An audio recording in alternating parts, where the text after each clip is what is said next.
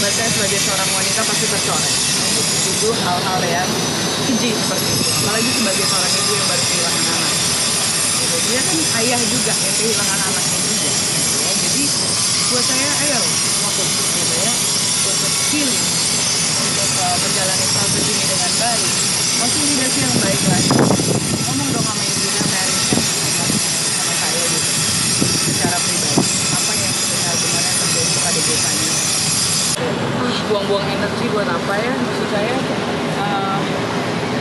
yang paling sekarang gini nih, apa di hidup saya nih, orang yang paling penting di hidup saya udah nggak ada.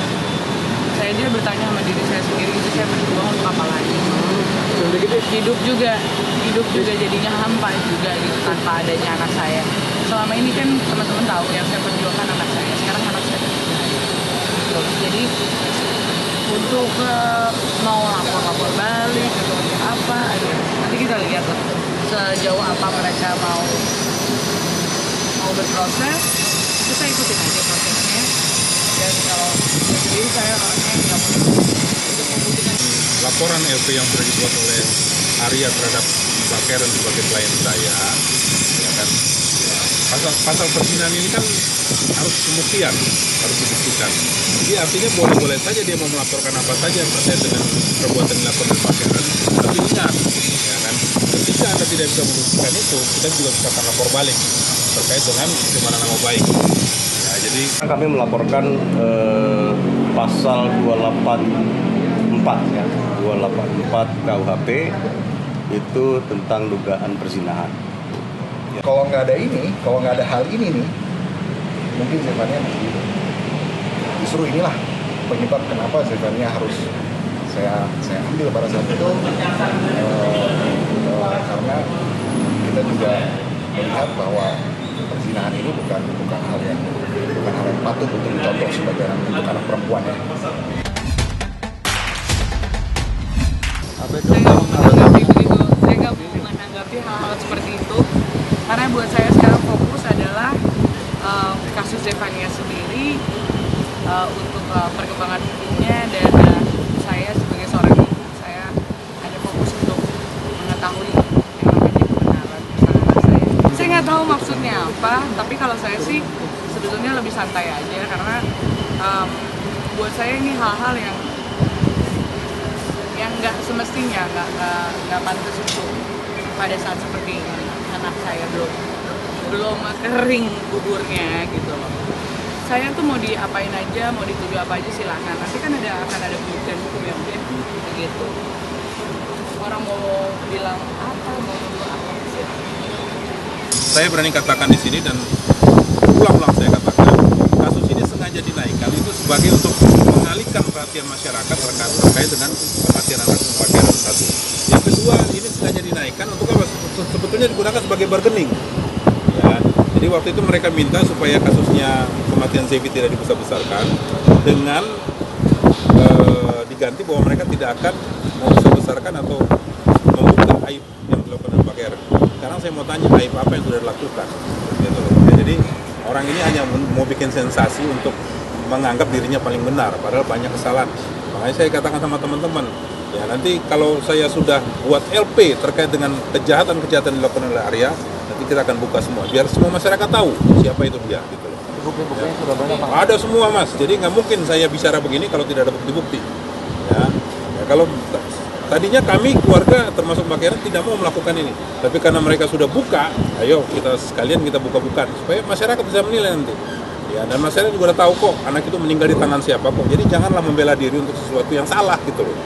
Kalau bagi saya sih ini sangat tipikal manusia yang buat saya melakukan serangan-serangan ini untuk menutupi aibnya. Nah, jadi celakanya ketika orang melakukan langkah-langkah itu duluan, itu biasanya masyarakat langsung percaya. Nah, sementara yang kami laporkan ini sebetulnya kan saya setelah bayangin anak meninggal, anak kandung kita sendiri meninggal. Belum nyampe 20 hari udah diserang, janggal ini, pelaku utama lah, aktor intelektual dan lain sebagainya. Akhirnya saya melihat bahwa ini saya harus ungkap gitu. Dan inilah yang merupakan titik awal kejadiannya kenapa saya sama Kiana harus bercerai. Terus ini ya, masih dalam proses gitu, dalam proses kepolisian, penyidikan ya, udah penyidikan ya, ya penyidikan. Kemarin tadi tunda karena nanti ketua majelis hakimnya kan saksinya diperlukan tapi dapat boleh lagi, tapi ya itu tadi saya bilang sudah nggak ada lagi yang dipertahankan kan pembuktian saksi-saksi itu kan dikuatkan guna untuk apa, untuk siapa yang berhak untuk merawat anak. Jadi sekarang anak sudah ada, paling nanti kita minta ke majelis hakim untuk kasih putusan aja ya, supaya nggak berlama-lama lah, tapi nanti semua itu kan kewenangan dari majelis hakim. Ya, saya juga mulai proses rekaman lagi karena gini, saya ini seorang seniman, saya seorang penyanyi gitu, jadi untuk menghibur hati saya itu dengan berkarya gitu ya, supaya saya ada kesibukan juga gitu ya, nggak di rumah terus, mulai kerja sekarang gitu ya, udah mulai nyanyi lagi mana-mana, menyibukkan diri lah gitu. Karena anak saya Devania itu paling suka kalau maminya nyanyi. Kalau kemana-mana saya manggung atau apa, kalau itu tidak terlalu malam pasti Devania ikut gitu. Jadi saya melakukan hal-hal yang disenangi sama anak saya juga. Anak saya juga suka nyanyi.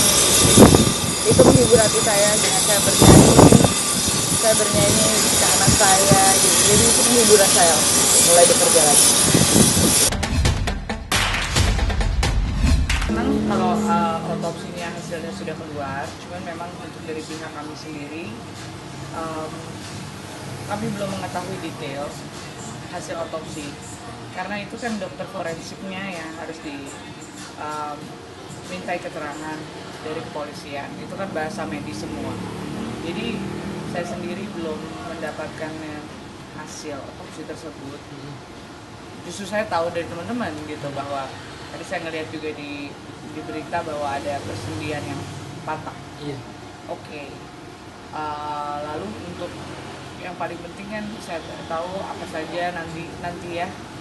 Sekarang saya belum bisa berstatement apa-apa, teman-teman minta maaf karena kita menghargai teman-teman kepolisian, kita menghargai mereka yang sudah bekerja keras ya, dan ini kan deliknya adalah delik temuan polisi. Jadi di sini tidak ada pelapor. Jadi itu adalah hak penuh polisi mau merilis atau tidak hasil otopsi tersebut begitu. Jadi nantilah, ini kan kayak dari hasil penyelidikan ini kan baru seperberapanya gitu kan, belum selesai. Jadi kita tunggu kerja teman-teman kepolisian sampai di mana penyelidikan mereka. Kita tunggu aja, bersabar sedikit lagi. Yang penting hasilnya maksimal dan keadilan bisa ditegakkan. Bukannya ya harapannya hasil forensik tersebut ya menunjukkan apa yang sebenar-benarnya terjadi aja gitu, yang sesungguhnya terjadi. Karena kan dari awal kan saya bilang bahwa saya nih sebagai ibu nggak tahu apa yang benar-benar terjadi kepada anak saya, makanya saya mengambil keputusan yang sangat berat untuk meminta anak saya untuk diotopsi.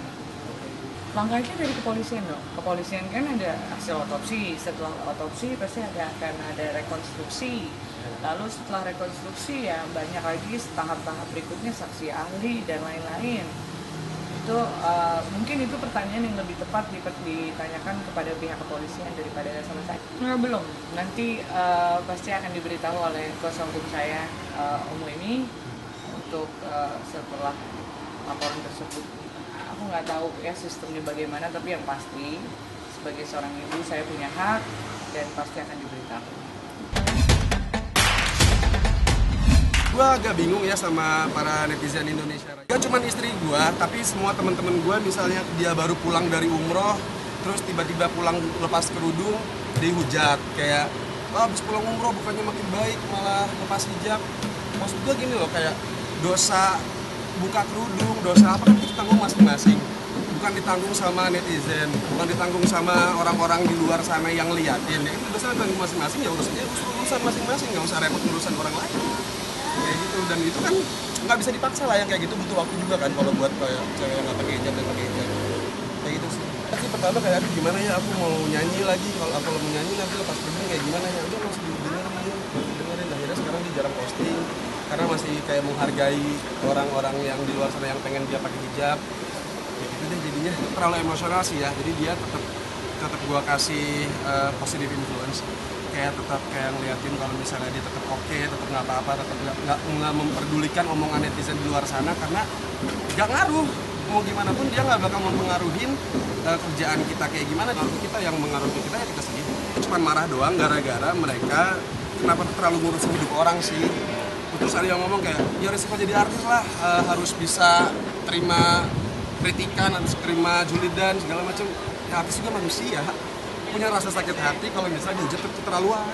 Menurut gue sih tepat waktu itu pengen, cuman kata istri nggak usah lah, ngapain buang-buang waktu. Kali nikah, gue sholat bareng kan, gue ngeliat istri gue pakai mukena, terus gue bilang, kamu cantik banget pakai mukena, pakai hijab cantik. Ini apaan sih? Gue nggak nge-push dia harus pakai hijab, cuman gue pakai pelan-pelan supaya dia ngerasa pedenya dulu kalau misalnya dia bakal pakai hijab. Ada lah pasti, gue juga udah bilang pengen dia pakai hijab, cuman butuh proses kan. Semua butuh proses, nggak bisa langsung tiba-tiba dapat hijab. Gue nggak pernah ngomongin ini ke istri gue karena harus pakai hijab, harus pakai apa. Jadi ya tergantung keinginannya dia sendiri mau kapan, terserah dia aja, belum ada omongan ke situ. Doh, maut semua Allah yang atur. Bagaimanapun juga mau kita pakai apapun juga kalau misalnya itu rezeki kita udah mau kita nggak bisa lawan. Umroh kita sih pengennya lebih baik lagi ya, kayak sholatnya kayak kita lebih baik lagi, lebih rajin, perlakuan semuanya sih pengennya sih kayak gitu. Cuman ya ada tetap usaha. Ada Karena istri gue pengen banget punya anak kan, jadi kayak pengen minta terus ke Allah kalau misalnya pengen kasih anak, pengen kasih rezeki anak kayak gitu. Sejauh ini sih gue program sih belum pernah ke dokter ya, jadi kayak masih program sendiri aja dari Allah, masih belum coba tes kayak gimana karena ini masih baru juga kan, pernikahan gue masih 7 bulanan, jadi ya udah masih usaha aja dulu sendiri. Masing-masing saling ngurangin aktivitas, jadi kita lebih banyak di rumah, terus liburan kayak gitu sih, biar nggak terlalu capek.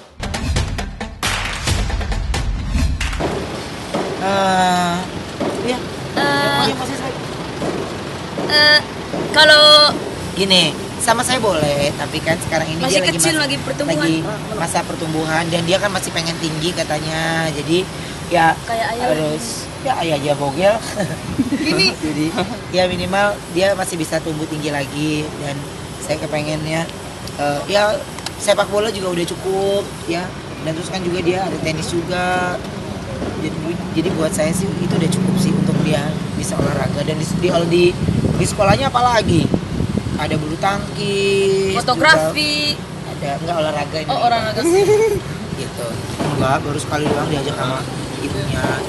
Mungkin waktu itu kan bunda lagi nge-gym nih, lagi nge-gym di tempat gym. Terus kok liatnya enak banget, ada yang angkat-angkat gini, ada yang gini-gini, ada yang gini-gini. Terus bayang, kok buat pikiran kok itu koko, kalau koko gitu gimana ya? Terus pikiran koko yang satu lagi di sebelahnya, pasti ayah bilang jangan dulu gitu. Akhirnya pas bunda bilang, koko cobain itu deh. Terus dari hati mau atau enggak sih, mau apa mau nggak mau Ragu maksudnya. ragu. Terus koko coba gini enak, coba yang satu lagi enak. Akhirnya diajaknya Dia mah sebelum sama saya juga udah perutnya udah kotak-kotak gitu. Cuma saya bilang tuh ayah juga perutnya bulat, tapi ini one pack ya kan? Kalau ini six pack. Mana iya. Maksudnya Maksudnya Nah, jadi ya pengennya sih ya biar dia nggak terlalu banyak yang dia nge-gym kan, mesti ada jam-jamnya. Kalau nggak nge-gym sekali ntar takutnya dia gimana. Udahlah, yang penting saya pengen pertumbuhannya dia bagus dulu, makan yang banyak, pola tidur yang bagus, itu aja sih. Ya ada yang takutin cuma takut pertumbuhannya doang. Itu kalau dia ngangkat berat gitu saya takut. langsung pendek lagi. Ya, saya pengennya ya dia kalau dia mau olahraga, dia mau keringetan ya sepak bola, bulu tangkis sudah cukup. Kalau koko olahraganya sepak bola, bulu tangkis, sama main tenis sama ayah. Kalau tenis dia karena ngelihat saya main tenis, jadi dia pengen nyobain. Ini berat ya gitu kan, kalau kok itu lebih enteng kan gitu. Olahraga tenis juga buat soal latihan Maya terus malam. Olahraga kita tiap kapan sih? Sabtu atau Minggu, pokoknya yang pas dia ada slotnya kosong, atau hari biasa kalau dia ada ya pasti sore. Ya harus ada prioritinya karena ini nanti sebentar lagi dia mau naik kelas 3, berarti akan banyak sekolah-sekolah akan ada banyak jam-jam tambahan untuk dia les gitu.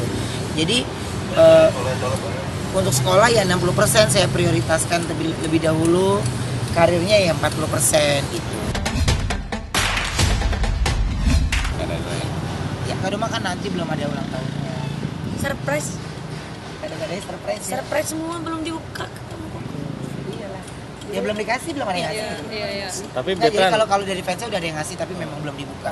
Nanti saya maunya bukanya pas di hari ulang tahunnya lah. Dari Jadi setelah dia tiup lilin baru.